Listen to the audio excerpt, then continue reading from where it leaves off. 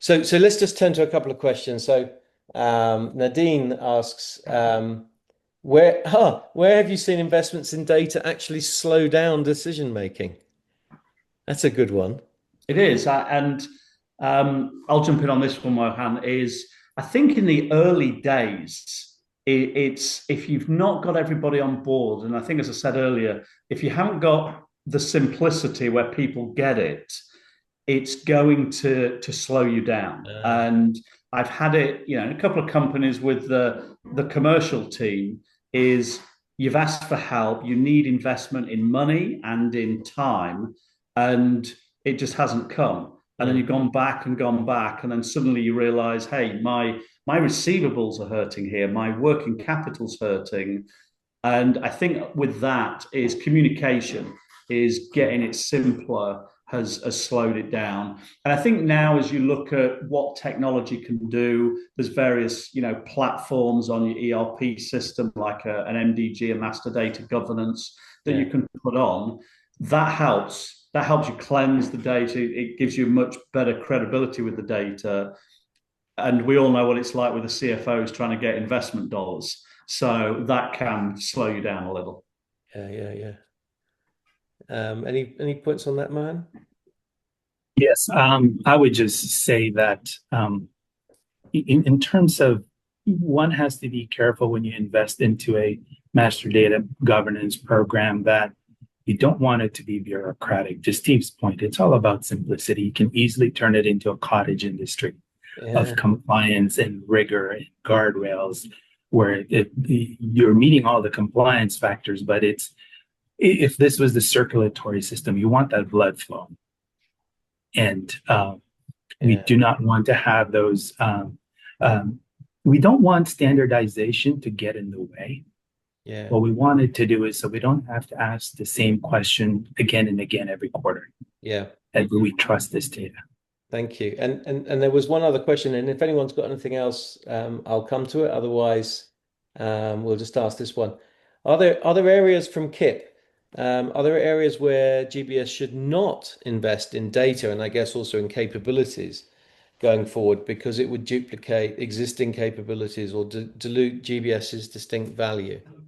I think part of the fact that we spoke earlier of GBS having this centrally, it's got eyes across the organization. So we don't want duplicity, but as in any organization, you've got scarce resources. So Yeah, you're having to prioritize, and you're prioritizing based on kind of I'll say the bang for the buck. So, within the last, couple of organizations I've been in, it's been supplier master data, customer master data, and then we've been fast following with things like your financial master data and also engineering or your master materials yeah, data as well. But usually supplier and customer has been kind of the one that you can really go at. There's a lot of low hanging fruit yeah, in there. But as far as the duplicity that you talk about, Kim, it's a great point because if, like your engineers, if they own the data, they tend to go fix it themselves. And another example I'll give you of governance was, we had 150 sites out there. Procurement could go and say, you're going to pay $10 for this widget and it's 2 week lead time, or sorry, 2 week payment terms, whatever it is. But every local plant manager had access to go and change it themselves mm, if they knew the local supplier. mm, So they could say, oh, well, give us it a bit cheaper and I'll pay you a bit longer. So the governance just went out the window. yeah, So getting the guardrails on very, very quickly within things like that. mm, Um, and then making it the simple story of how does this impact you positively, that reduces the duplicity that's out there and making sure it all does flow through. mm. Anything to add, man, for that? Yeah, I would just add that I suppose it's case by case when you have data sets that are, say, highly nuanced, technical, regulatory, and it should be domiciled in those specific work streams. Where the GBS, with its cross-functional, uh, um, unique selling proposition, may not lend itself well to that. But where GBS can then add value is to have a more consultative approach. If you have a COE around master data governance and management, you can provide expertise, best practice, and how to stand up those distinct, nuanced data sets. Yeah. I think that is a nice place to leave our conversation. I don't see anything else coming in.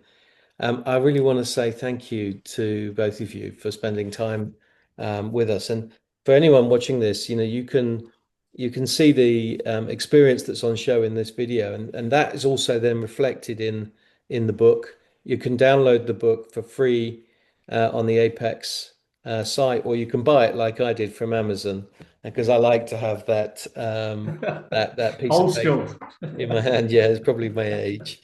Um, but it's well worth a read for all of the chapters, and we're this video is part of a series that we're doing across the chapters. I take away from this, and I really appreciate you guys both spending time with us. Thank you very much for sharing your insight in the book, but also on here. And what I take away is three things kept coming out: make it simple, keep it simple, make it simple. Don't build silos. Be end to end. I mean, that's so many times we hear that, but in this one, it's so easy to do when you're defining roles that people want to know what they're responsible for. And then don't make it an industry. I love that one. Be pragmatic, nevertheless, and do the right thing for the company, as my old boss used to say. And then the good things happen when you do that. So thank you very much. With that, I'll stop the live stream, and thanks for everybody for attending. Thanks, everyone. Bye bye.